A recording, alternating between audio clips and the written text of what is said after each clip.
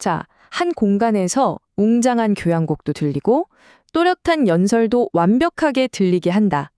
이게 과연 가능할까요? 오늘은 바로 이 까다로운 도전, 다목적 공연장에서 완벽한 소리를 만들어내는 건축 음향학의 세계로 한번 들어가 보겠습니다. 이게 말이죠. 모든 다목적 홀을 설계할 때 부딪히는 핵심 딜레마예요.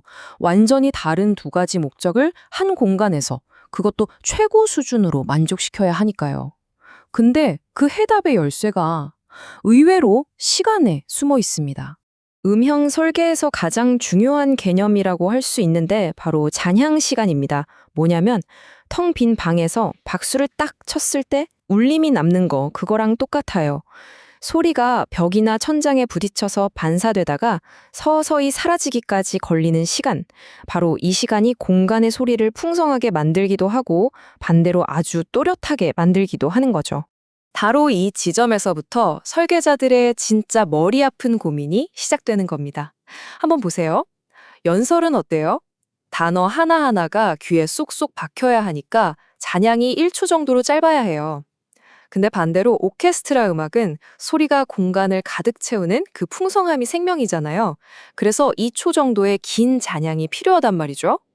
이 2배나 되는 차이, 이걸 어떻게 극복할까요? 자, 첫 번째 해결책은 아주 전공법입니다. 물리학에서 해답을 찾는 거죠. 뭐냐? 바로 공간 자체를 물리적으로 바꿔버리는 겁니다. 건축 구조물을 직접 움직여서 소리가 다니는 길을 아예 새로 만드는 방식이요. 이렇게 물리적으로 소리를 제어하는 데는 크게 세 가지 방법이 있어요. 첫째, 가장 이상적인 건데요. 건물이 마치 숨을 쉬는 것처럼 천장을 움직여서 공간의 부피, 즉 최적 자체를 바꾸는 거예요. 둘째는 비밀의 방처럼 옆에 붙어 있는 잔향실을 열고 닫아서 공간을 넓혔다 줄였다 하는 방법도 있고요. 마지막으로 가장 흔하게 쓰는 방법인데 필요할 때마다 두꺼운 커튼이나 배너를 쫙 펼쳐서 소리를 흡수해버리는 방식입니다. 그런데 왜 이렇게 최적, 그러니까 부피를 바꾸는 걸 최고로 칠까요? 다른 방법, 예를 들어 흡음재를 쓰는 방식은요, 잔향을 줄이기는 하는데 소리의 전체적인 에너지, 그러니까 음량까지 같이 줄여버릴 위험이 있거든요. 하지만 공간의 부피 자체를 키우면 음량 손실은 전혀 없이 잔향 시간만 자연스럽게 늘릴 수 있는 거죠. 물론 이게 가장 비싼 방법이라는 게 문제지만요. 자, 지금 보시는 이 사진이 바로 물리적 제어 기술의 끝판왕을 보여주는 곳입니다. 파리에 있는 연구 공간인데요. 여긴 뭐 단순히 천장 높이만 조절하는 그런 수준이 아니에요. 벽과 천장 전체가 돌아가는 프리즘으로 되어 있어서 흡음, 반사, 확산, 그러니까 소리에 관련된 모든 요소를 완벽하게 통제할 수 있습니다. 말 그대로 소리 연구를 위한 트랜스포머 같은 공간인 셈이죠. 하지만 솔직히 모든 건물을 이렇게 지을 수는 없잖아요. 그래서 물리적 설계의 한계를 극복하기 위해 등장한 두 번째 해결책이 있습니다. 바로 첨단 전자음향 시스템이죠. 원리는 생각보다 간단해요. 요즘 쓰는 인스타그램 필터 같은 거라고 생각하시면 쉬워요. 원래 소리에다가 음향 효과를 살짝 더딥히는 거죠. 자, 먼저 곳곳에 설치된 마이크가 연주 소리를 실시간으로 싹 잡아냅니다. 그러면 디지털 프로세서가 이 소리에다가 마치 훨씬 더 넓은 공간에 있는 것처럼 가상의 잔향을 입혀줘요. 그리고 마지막으로 수많은 스피커를 통해서 우리가 전혀 눈치채지 못할 만큼 아주 자연스럽게 그 소리를 공간에 다시 쫙 뿌려주는 겁니다. 그런데 말이죠. 여기에는 기술만으로는 넘기 힘든 아주 큰 장벽이 하나 있습니다. 바로 연주자들의 느낌이라는 거예요. 아무리 기술이 정교해도 연주자가 이거 뭔가 인위적인데? 하는 느낌을 받는 순간 최고의 연주를 하기가 어려워지거든요. 결국 이 전자 시스템의 성공은 얼마나 감쪽 같은가, 바로 여기에 달려있는 셈입니다. 자, 그럼 이론은 이 정도로 하고요. 이제 실제 성공 사례들을 보면서 이 원리들이 어떻게 멋지게 구현되었는지 한번 살펴보겠습니다. 오늘 아주 자세히 들여다볼 핵심 사례가 있는데요. 바로 영국의 던게이트 센터입니다. 이 공연장이 도대체 어떻게 물리적 변형 기술의 걸작으로 불리게 됐을까요? 자, 이 두 사진 좀 보세요. 놀랍게도 이게 같은 공간입니다. 믿어지세요? 왼쪽은 연극에 딱 맞는 아늑한 극장 형태고요. 오른쪽은 오케스트라 연주를 위한 웅장한 콘서트홀 형태예요. 객석 배치부터 무대 모양까지 뭐 하나 같은 게 없죠. 완전히 달라졌습니다.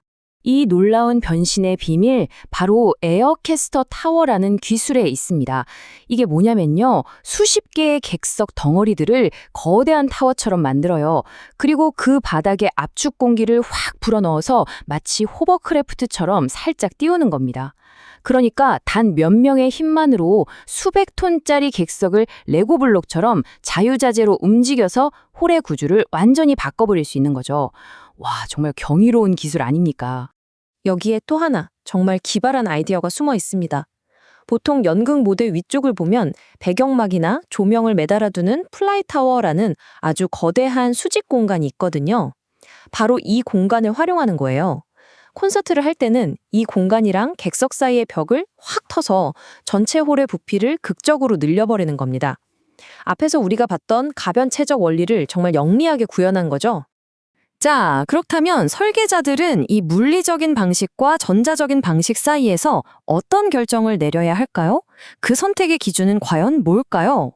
그 선택의 기준에 대해서 이 한마디가 모든 걸 말해주는 것 같습니다.